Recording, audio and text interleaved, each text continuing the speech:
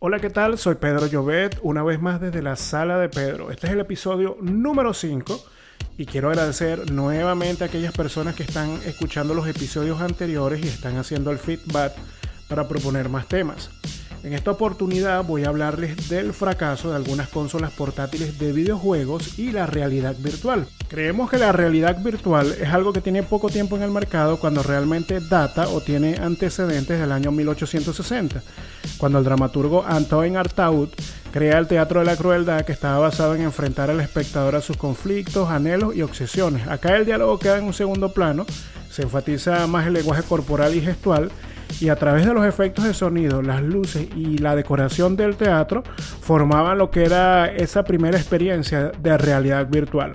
Pero fue realmente cuando en 1935 el escritor de ciencia ficción Stanley Weibaum consolida la idea de realidad virtual con el cuento Las gafas de Pigmalión. Esto consistía en experimentar el mundo a través de unos lentes, y era un mundo con olor, con gusto y tacto. Pero si nos adelantamos un poco a la década de los 70, Philco Corporation crea un primer visualizador para colocar sobre la cabeza. Sus fines eran militares, se llama Hexai, y fue el primer intento de dispositivo de realidad virtual con propósitos de aprendizaje y formación. Luego, a mediados de los 70-80, Myron Kruger, un artista informático, crea unos entornos interactivos con unos proyectores. Bajo esa misma época de los 70 y los 80, la Fuerza Aérea de Ohio en Estados Unidos retoma el Hexai y lo utiliza para el entrenamiento de los astronautas. Entonces, más o menos en esa época comienza a gestarse de una manera más definida la realidad virtual, pero ya adelantándonos un poco a la década de los 90, específicamente para 1991, Sega introduce el Sega VR, que funciona con su consola Mega Drive. También Sony saca unos cascos de realidad virtual, pero ambos fracasan. Esto sucede porque la tecnología en esa época era bastante limitada, y aunque en la actualidad se han dado grandes avances, aún cuentan con ciertas limitaciones. Esto me hace acordar un poco del Virtual Boy de Nintendo, que tuvo su salida en 1995 y era considerada la verdadera experiencia en 3D por medio de los efectos estereoscópicos.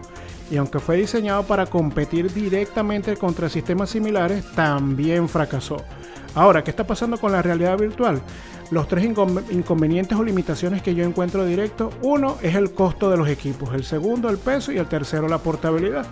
No es fácil de decirle a una persona: oye, ven a jugar a mi casa con tus cascos de realidad virtual o el sistema o plataforma de realidad virtual, porque generalmente esos equipos son aparatosos y realmente trasladarlos involucra otro tipo de acciones. Pero aproximadamente para el año 2015, Google presenta una alternativa con el Cardboard, sus cascos de realidad virtual de cartón y lentes de resina.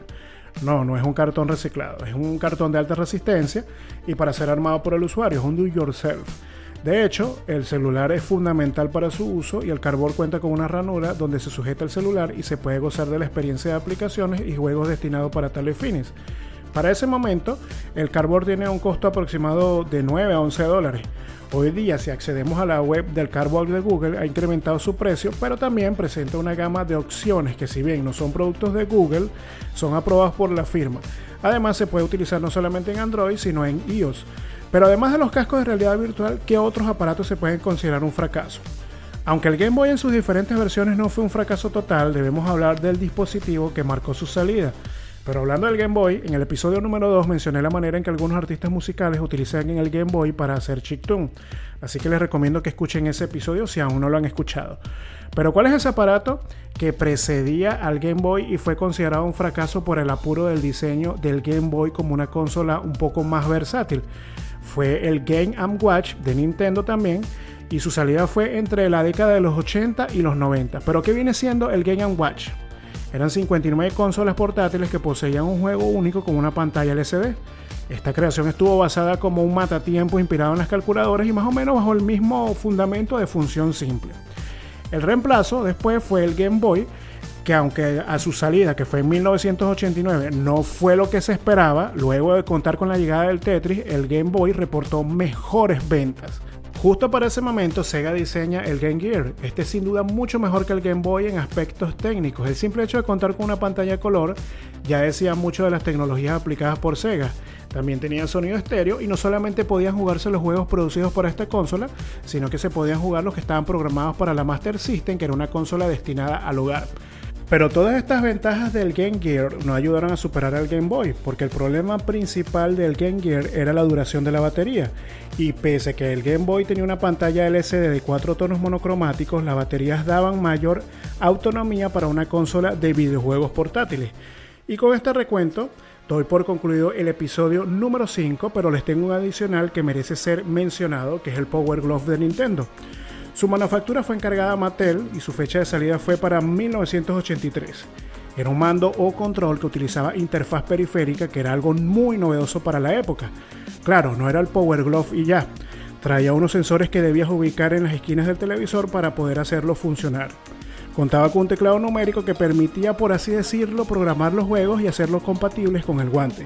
Este fue uno de los peores fracasos de Nintendo en compañía de Mattel, pues el guante no funcionaba en la mayoría de los juegos, no era nada accesible en cuanto al costo, pero el boom se dio por aparecer en la película The Wizard, dándole toda la atención y mercadotecnia que era necesaria para su venta. Pero solo fue eso, publicidad, un periférico que no funcionaba. Sin embargo, en la actualidad, el Power Glove, como todos los dispositivos que les mencioné, forman parte de esos iconos de la cultura pop respecto a la referencia a la historia de los videojuegos. Ahora sí doy por concluido el episodio número 5 de la Sala de Pedro, no sin antes darles las recomendaciones. La primera es la cuenta de Instagram, Gundromer, es un chico que hace cover de batería, o me supongo que en algún momento realizaba los covers en la batería, porque ahora decidió cambiar las reglas del juego e incorpora armas y fusiles de guerra a lo que serían los repiques y redobles de la batería. Tienen que entrar en la cuenta para poder entender la idea porque es bastante alucinante. Gundromer. La otra cuenta a recomendar en Instagram también es 8 días. Es una cuenta que se encarga de realizar entrevistas a diferentes artistas visuales. Me parece muy buena cuenta para mostrar el talento y es una manera también de ver cómo es el flujo de trabajo a nivel creativo a través de otros artistas visuales. Y en las recomendaciones musicales les traigo unos artistas que quiero mencionar. Uno de ellos es Arca, que no ha sacado un nuevo disco, pero sí un nuevo sencillo. Igual merece la pena invertir un poco de tiempo en escuchar su discografía en las diferentes plataformas disponibles. Luego está Grimes, quien es la esposa de Elon Musk, pero fuera de esto, ella trae una propuesta musical muy interesante. Está el perfil de YouTube A38 Rocks, que es un mini festival que invita a músicos que realizan innovación musical, graban este festival y luego lo comparten en la comunidad de YouTube.